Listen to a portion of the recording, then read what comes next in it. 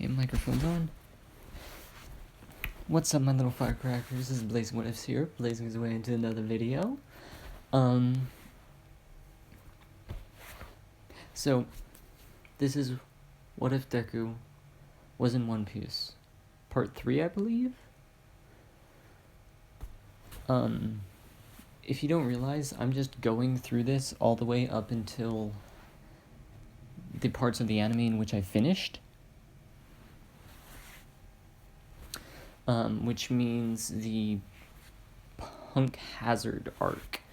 And then I'll get back to doing the What If Deku was a Dragon Slayer and What If Deku had the boosted gear. Which I'm considering changing What If Deku had the boosted gear, the title of it, to What If Deku was in High School DxD, because that just makes more sense to me. Because then I could do a What If Deku had the boosted gear later on, when he's, still in My Hero Academia, just with the boosted gear. But with that out of the way, you're wondering why I have a sword on there. This isn't his sword, so if you assumed that, I'm sorry. I'm gonna clear that up right now. This isn't the sword he has right now. This is going to be a legendary sword that Izuku will have later on in the series. But the shape is the basic shape of a scimitar, basically. So, for those of you who didn't know, the basic shape, it's kind of like that.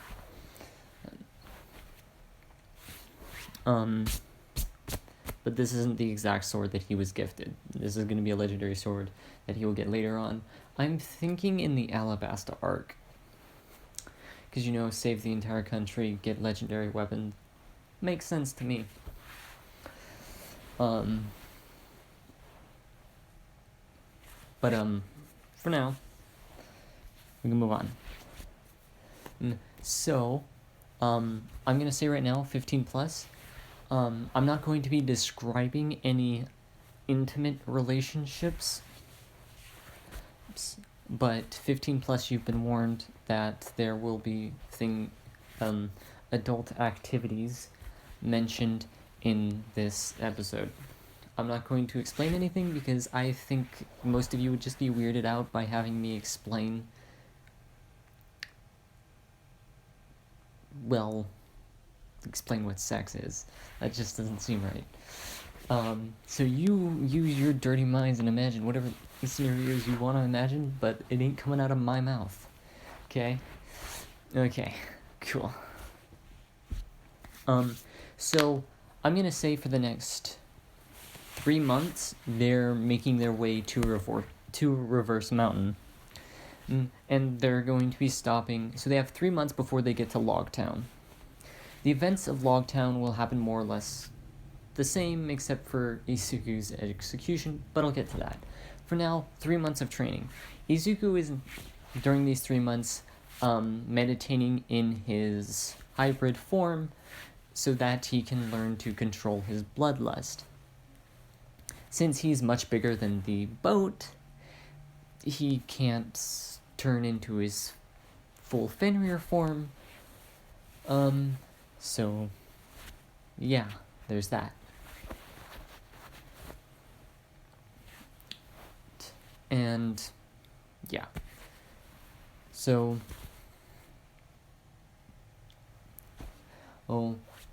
they're all getting to know each other for, 3 months. And so,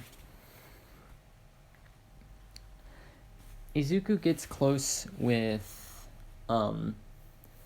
everyone. They've saved a few towns along the way from idiotic pirates, gathered supplies there because of it, a few Marines hunting them for their bounties, which, I'm so sorry, I'm pretty sure I said 1,000 last episode, the last part. I meant million, I'm sorry. Izuku's bounty would be 50 million, and he'd be able to take on someone up to 100 million. So, sorry about that confusion, That's my bad. I apologize. Moving on. So, Izuku gets to know, Kyoka, Momo, and Ochako, which I believe are the 3 from My Hero that I actually talked to. There is something I should mention. Sanji isn't a simp. I don't like simp Sanji, so he's not a simp. He's a gentleman,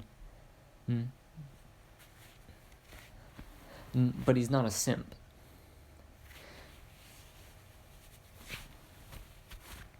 So, let's just get that clear right now. Sanji ain't no simp, man. He's a gentleman, and he'll be nice to the women that deserve, respect. But, he's not going to go so far as nose bleeding all of the time. So, yeah, that's how it's going to be. Mostly because I don't need Sanji trying to get on Izuku's girls, and then Izuku literally having to threaten him with death. And then Sanji literally accepting the death, and then Izuku would have to kill him, so he's just not going to be a simp. It would just be way too much trouble, because Izuku would 100% kill him. Because that's the kind of person he is. So... he's just not a simp. If you can even imagine him not being a simp. But, either way. So, all of them, get to know Izuku better, and his philosophies is of, he may be a pirate, but that just means that he can do whatever he wants. He's free to do whatever he wants. The reason he became a pirate, because he saw the Navy as unjust, and that how he was told that the Navy would kill people as long as it meant that they got the villain at the end of the day. And he wasn't about that. So he didn't want, that. So he decided to be free and do whatever he wants and serve his own justice, instead of being forced to serve someone else's justice.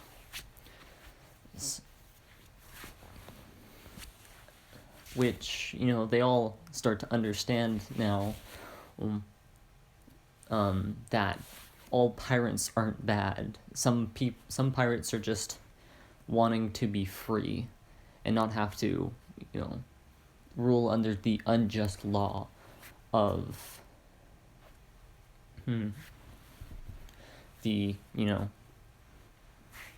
government, the world government, and the Navy and the Marines and all that. So, Izuku has his own captain quarters, obviously. Then the girls have their own room, and then the guys, sleep below deck. Pretty sure Sanji sleeps in the kitchen, but who am I to judge?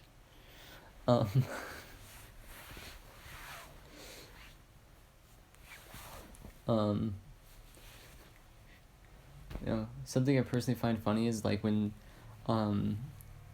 like someone's wife tells them to go sleep on the couch, and I'm like, the couch is comfier than this bed, so that's not really a punishment. I'm just going, okay. Like, okay, couch is comfier anyway. Like, I could literally sleep on the floor, and not realize how uncomfortable it is until after I've woken up. But hey, moving on. But anyway, Nami is like, I'm gonna be honest, she's like kind of a tsundere. She's like trying to ignore her feelings. She doesn't like act like a tsundere, but she's ignoring her feelings for him, basically. And so she doesn't say baka or anything, but she does like pretend like she doesn't have feelings for him.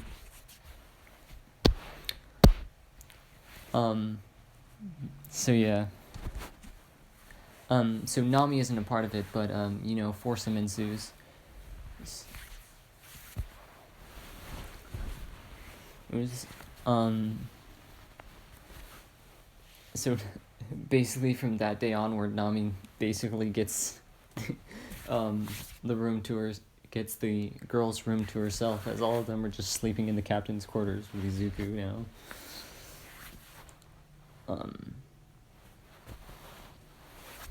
So yeah, that happened. But I'm gonna say that by the end of these 3 months, Izuku can control his bloodlust in his hybrid form to an extent. Like, if you piss him off, like, this is how it will always be. If he's pissed off, the bloodlust takes over. However, once he's learned to control his bloodlust, if his anger, he's like pissed off, then the bloodlust will only ensue towards that one person. So say like Buggy pissed him off while he was in his full Fenrir state, his bloodlust would take over, but he would only be attacking Buggy, like literally no one else, just Buggy. So that's more or less how I'm ruling that, and it can't be, that will never change. If he's pissed off, the bloodlust takes over. There's no way to change that in any way, shape, or form.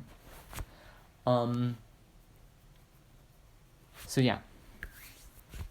Anyway, so they get to Lockdown, and more or less everything happens to canon until they get to the platform. Until they get to the execution platform.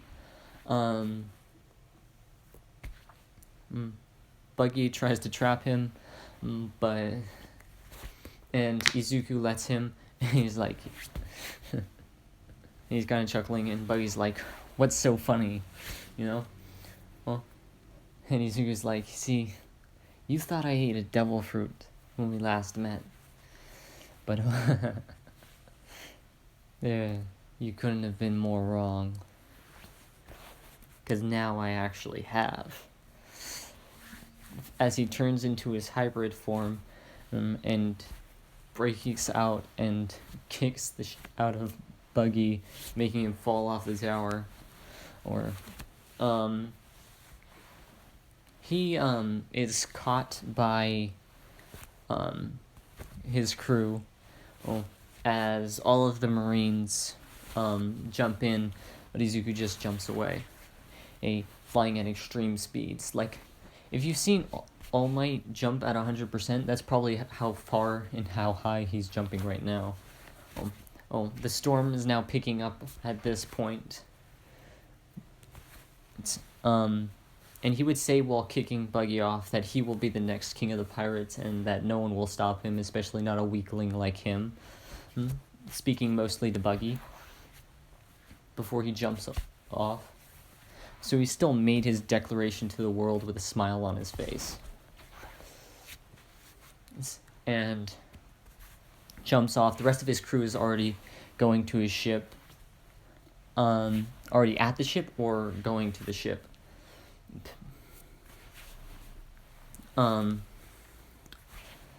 Everything else would be more or less canon. And other than Zoro being even stronger than he already was. Bakugo beating the shit out of a few Marines, even killing some of them.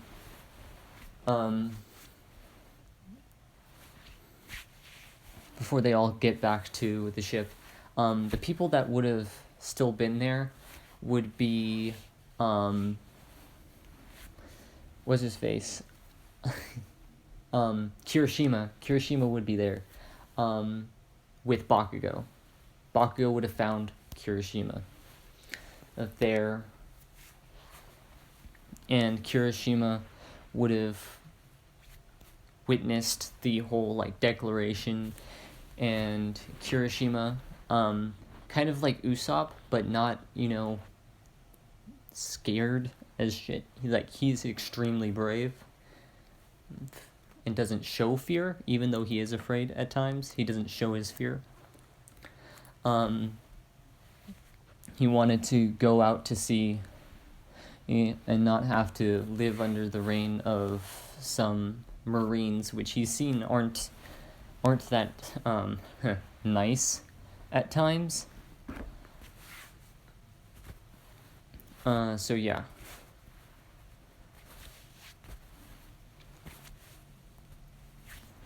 So what happens after that is, and Ejiro is already skilled with armament hockey, and Bakugo would have seen, and he would have shown that off to Bakugo to show that he could be helpful to him and that he should let him join, kind of a thing.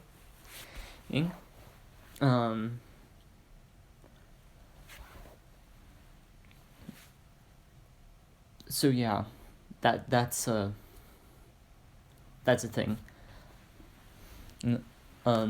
So that's why they're already there, because Bakugo's fast with his explosions. So they end up getting to the ship. Everyone gets on board. They're running away. Izuku, in his hybrid form, just lets out an ear-piercing howl.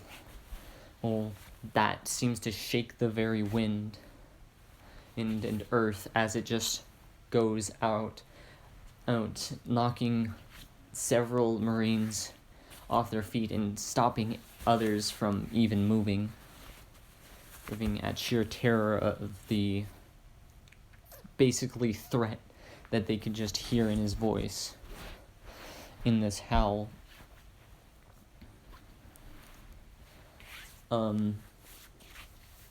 Not gonna lie, some of them piss their pants, some of them shit their pants, and others fall unconscious, and some even do all three.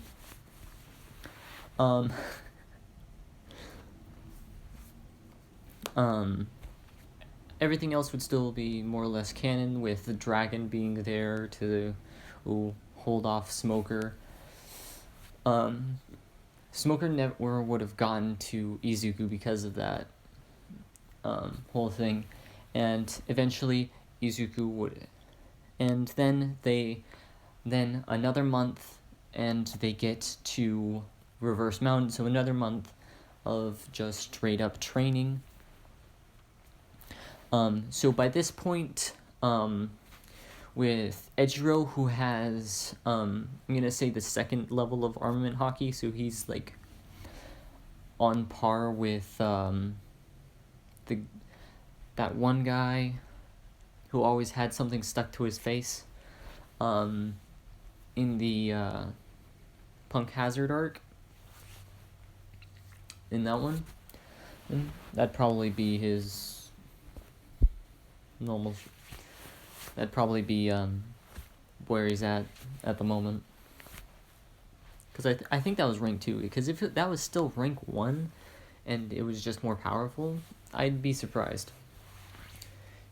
But we'll just say, for the sake of this, it's rank 2. Because I'm pretty sure there's 4 ranks. If there's not, that's how I'm rolling it. Fuck off. But yeah. So, moving on. Izuku then continues with his meditation training to make sure that he doesn't try anything, and everybody stays away from him while he's doing this because he's asked them to, because he doesn't want to accidentally harm them, and captain's orders, so they stay away.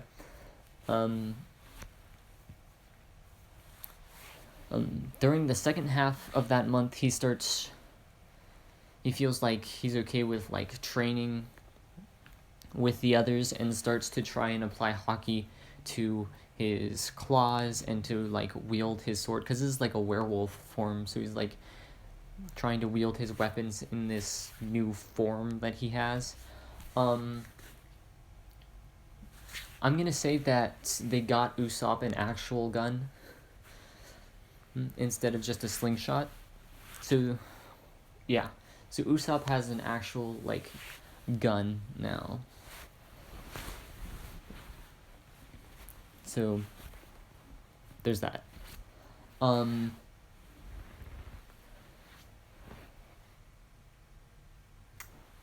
feeling like there's there's an Uncharted Island, basically, before they get to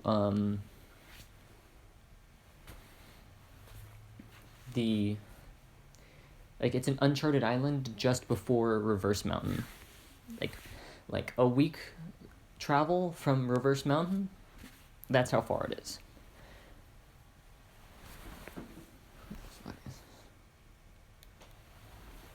So yeah. So it's an Uncharted Island. It wasn't there in the original, but it is in this What If. So they see that it's an Uncharted Island, and Nami wants to go there, and Izuku, respecting that because he knows what her dream is to, map the entire world. So he says, yeah, we're going there. Like, before Nami can even say anything, he said, we're going there. And Nami ooh, got kinky there for a second. And Nami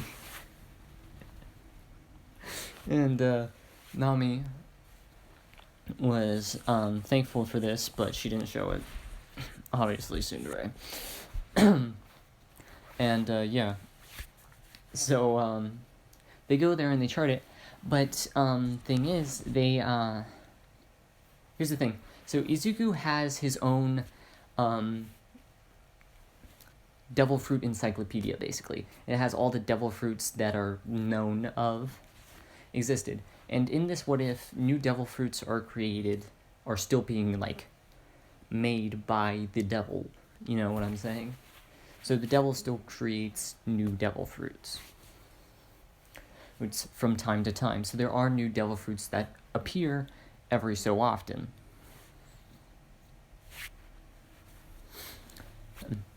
Now, what do they find here on this island? Well, they find a lone girl who seems to be shipwrecked on this island. Izuku sympathizes with her as the Marines basically killed her entire family. Now, this girl is Tsuyu Asui.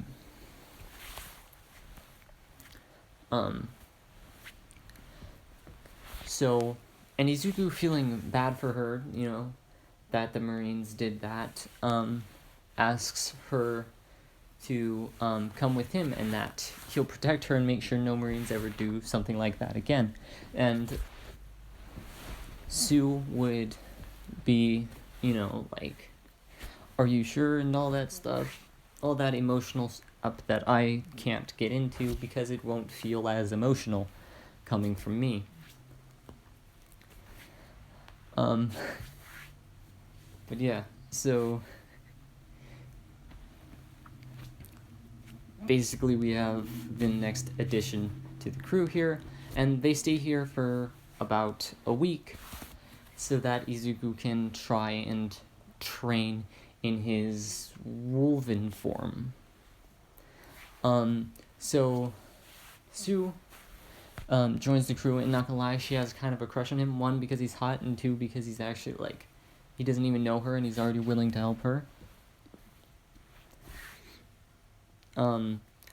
She does look like she does in the anime, and she explains to them, once Izuku gets back from his week of training on the island, because they basically, went out to sea and just drifted around the island so that they wouldn't be in range of Izuku mauling them.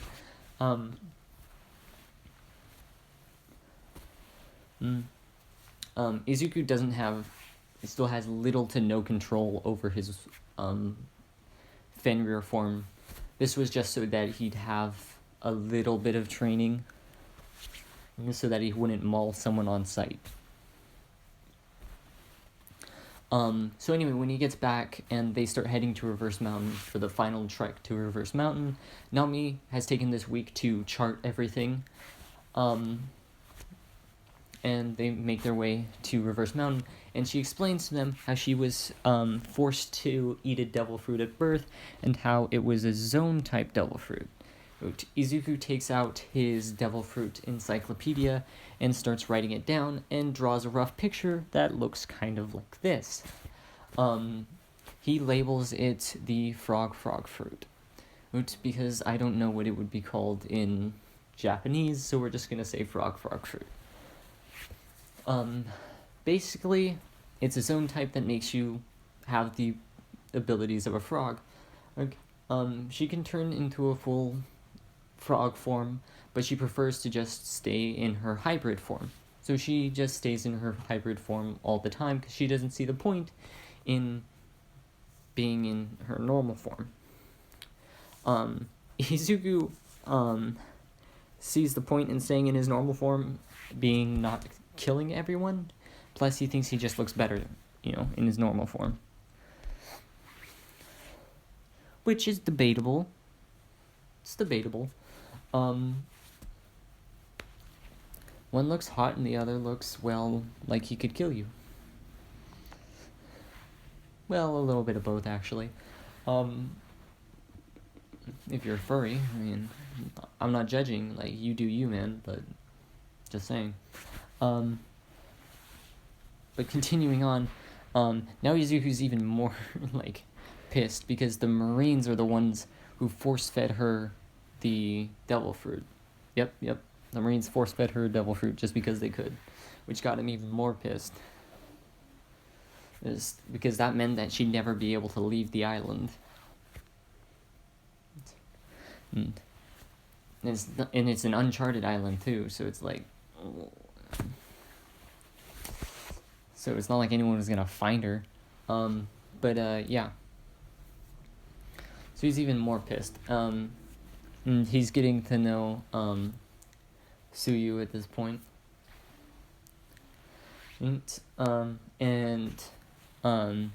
Sue likes to be around him. She has, just like Ochako, she has that feeling of comfort around him, with him just being someone who cares. Of course, the other people care. The other people on the crew care about her. She's family now. She's a part of the crew. She's family now. But she doesn't feel that it's not the exact same as when it's coming from him, if you know what I'm saying. And so she ends up not having sex with him, but, sleeping with him most of the time.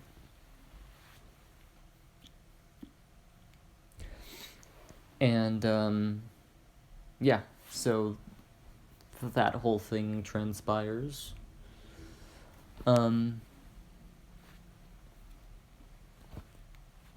So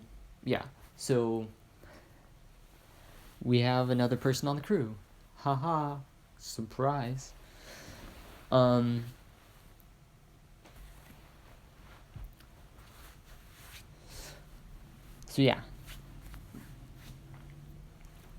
They go up Reverse Mountain, and the events are more or less the same. They come out, they find Laboon,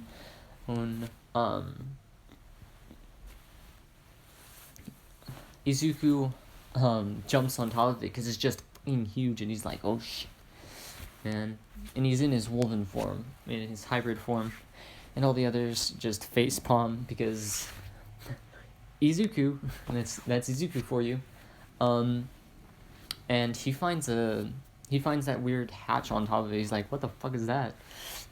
And, he goes in, and he finds Mr. Nine and Miss Wednesday trying to, kill the whale from the inside. So he instantly murders Mr. Nine, because Mr. Nine is weak as man. Like, come on. Like, I'm surprised he was even a number. Like, it went from Mr. 9, who's super weak, to, Mr. 1, who is super powerful. Like, I think everyone other than the top 4 were super weak. That's it. other than Mr. 1 to Mr. 4, were super weak. Like, that's just my opinion. But yeah, moving on. And now, and he's about to kill Miss Wednesday before he looks at her and has this flicker of recognition, and he reverts back to his human form. He says, "Are you the Princess of Alabasta?" Mr. 9 already being dead, like, there's no way he's alive anymore. Like, he didn't even see Izuku coming after him. Just fucking straight up dead. And Izuku was about to, like, go to, he's like, wait, hold on, is that the Princess of Alabasta? Because he's seen her before. After all, he did try to become a Marine, so he hasn't seen what her face looks like in, like, 7+ years. But there's no way it's someone else. Like, who else has that color hair? Or the gentle features? Like, no way it's not. Like, there's no way it's not. And she goes back to her actual personality, like, how the do you know? He's like, and Izuku's like, I used to want to be a Marine, so tell me, what are you doing? Trying to kill this innocent whale creature that's part cyborg. He says, kind of not knowing what the whale really is anymore. She sees how strong he is and how he can easily kill her if she doesn't go along with if she doesn't listen to him. And she says how Alabasta has been taken over by one of the 7 warlords of the sea, and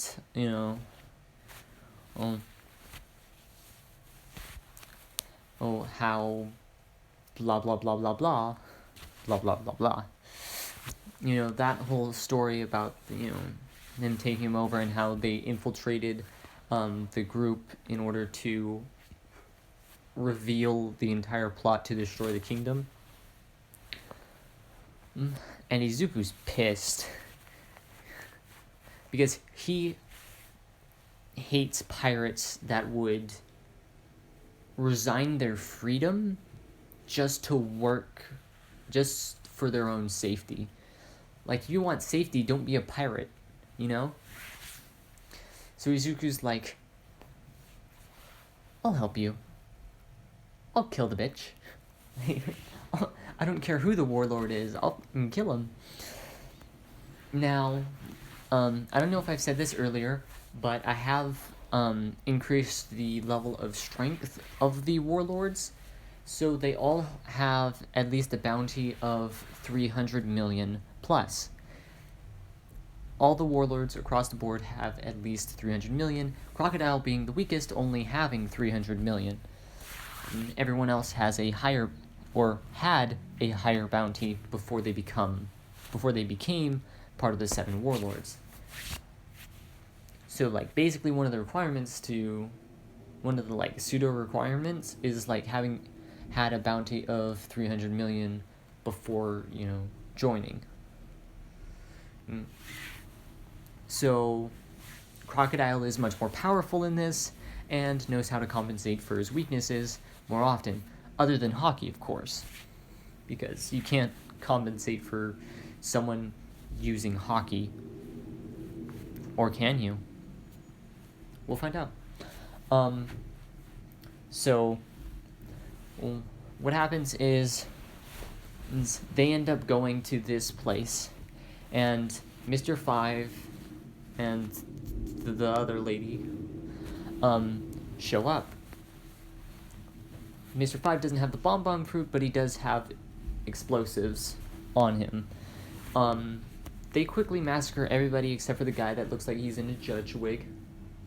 I think Izuku explained everything, and everything basically went to canon from there, minus, Mr. 9 being there. They slaughtered the entire village, and they make their way towards, their next goal. And on their way, they make a stop at one of the islands to just gather some supplies, booze, other things, because they're going to need a lot more of it as there are a lot more members to their crew. They all understand that it's the kill or be killed philosophy of Izuku's crew. So if someone's hurting somebody, they don't deserve to live in this world. Get rid of them. Like, that's the philosophy of his crew, and everyone on his crew accepts that and, accepts that philosophy and goes with it.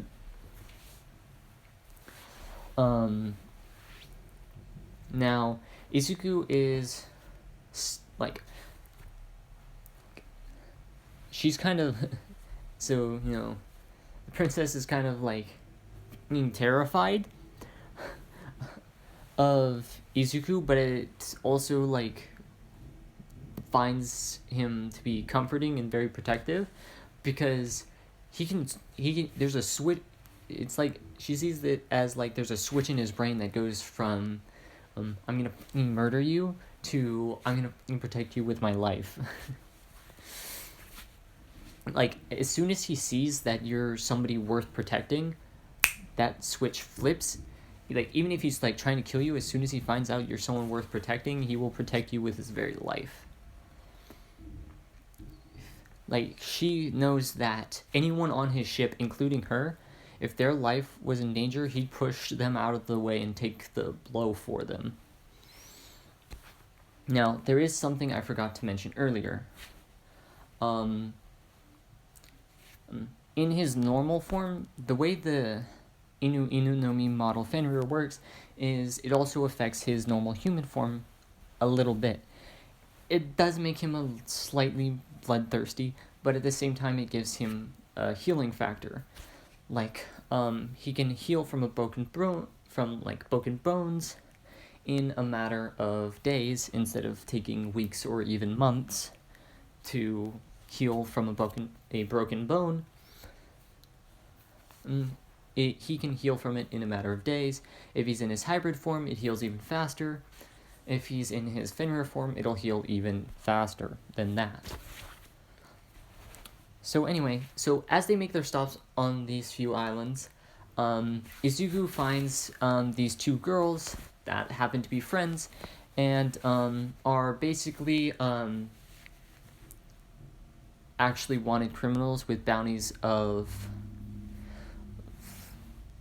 6 million and 10 million. Now, those are pretty high bounties. These two girls would share the same sense of justice as Izuku, and he's like, yes. Yes. This is few weeks that they've been traveling, and they've gotten to know the people on the crew. So Sue hasn't had sex with him at this point, sorry guys, that's not the point. But the princess, whose name I can't remember, I'm sorry. I haven't gotten that far into watching this. I just wanted into rewatching One Piece. I just wanted to get this part out as soon as possible. But yeah, so she is there. So she starts to, warm up to everybody, especially Izuku. Yes, she will be a part of the harem. No, she will not be a part of the crew. Maybe. I don't know. I could be convinced otherwise. But yeah. So,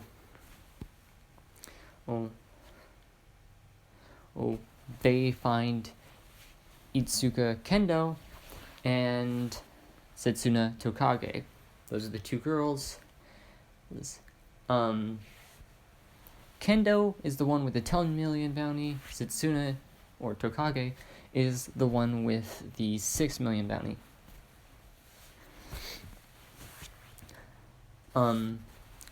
They see Izuku and see his high bounty, and the reason they started like doing their crimes is because like what is it, like 3-4 months ago at this point, and they found like a flyer like with his face on, like they got the newspaper and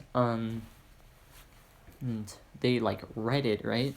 And it talked about how his so-called misguided sense of justice this led them to becoming a pirate, and so on and so forth.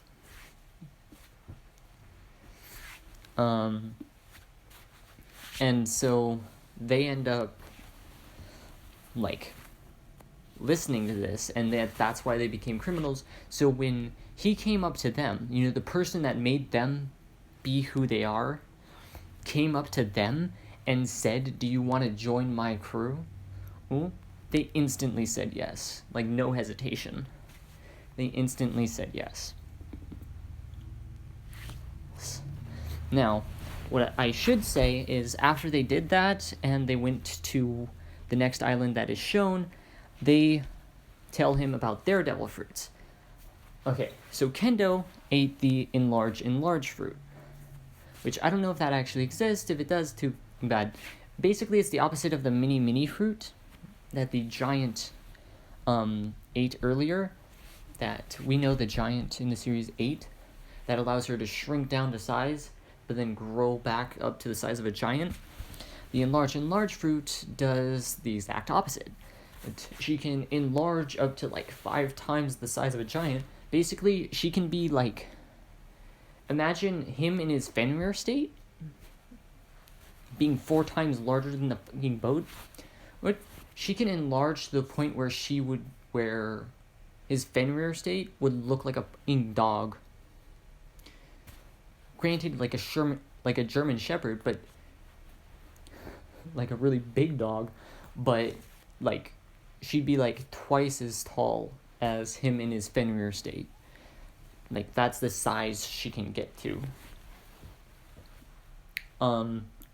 When this devil fruit awakens, which it hasn't yet, and they don't know about this, but I'm letting you all know, when it awakens, she'll be able to enlarge certain parts of her body however she wants to. So yeah. So she can be like twice the size of Fenrir that Fenrir is when Fenrir is on all fours. So yeah. And this is the lizard fruit.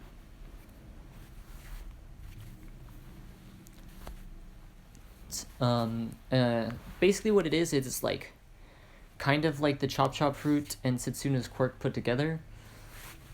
The difference is that if she's like cut in half, it creates like it creates like a clone of her, and it, like the 2 halves regenerate the half that's missing.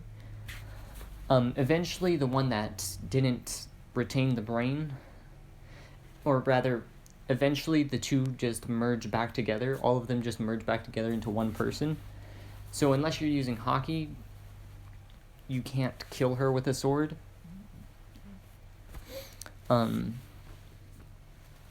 So there's that.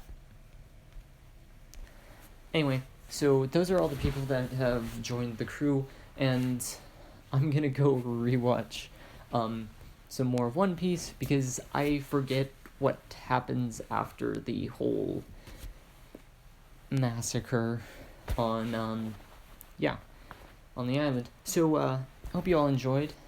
I'm gonna end it off here. This has been Blazing What Ifs. Blazing away.